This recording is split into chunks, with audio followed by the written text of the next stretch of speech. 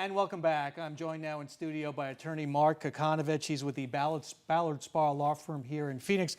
Also an election law attorney and former federal prosecutor. Good to see you. Pleasure to be with you, Bram.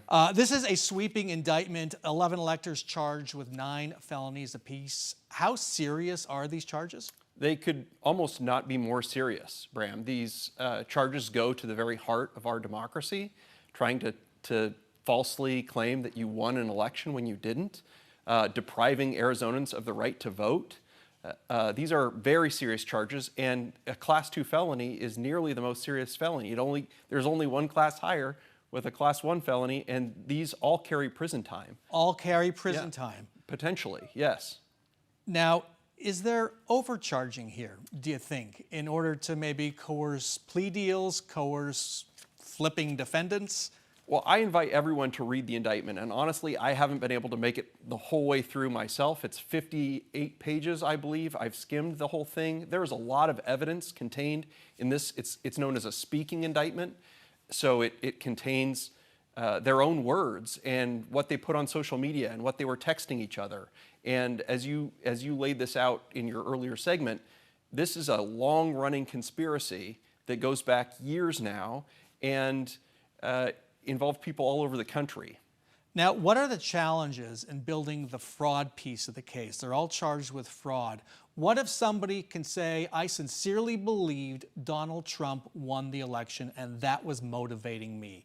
Does that become a problem for prosecutors? Well, intent is always an issue in fraud cases, but here we have them saying what their intent was on social media, recording themselves, signing a fake document. And that was done by the Arizona Republican Party. They were quite proud of it, saying they are the legal electors. Yeah, they recorded this. You know, there's the, from The Wire, Stringer Bell says, don't take notes on a conspiracy. Here, they were not only taking notes on a conspiracy, they were publishing their notes on social media.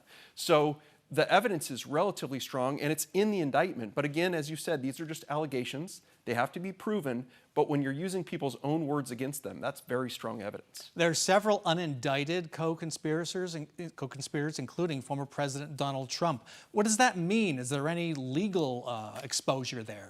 Well, not for unindicted co-conspirators, but one of the reasons prosecutors decide to use unindicted co-conspirators is they may be charged in other jurisdictions. And we know that President Trump has been charged federally and at the state level, other places. So it's a way to conserve prosecutorial resources by not charging everybody with everything. So in some ways, this is limited to just the people who said that they were electors when they weren't. They were the fake electors who signed their names to this document, and those people who organized the scheme on a nationwide basis. So what do you expect to see from here on out? There are 18 defendants?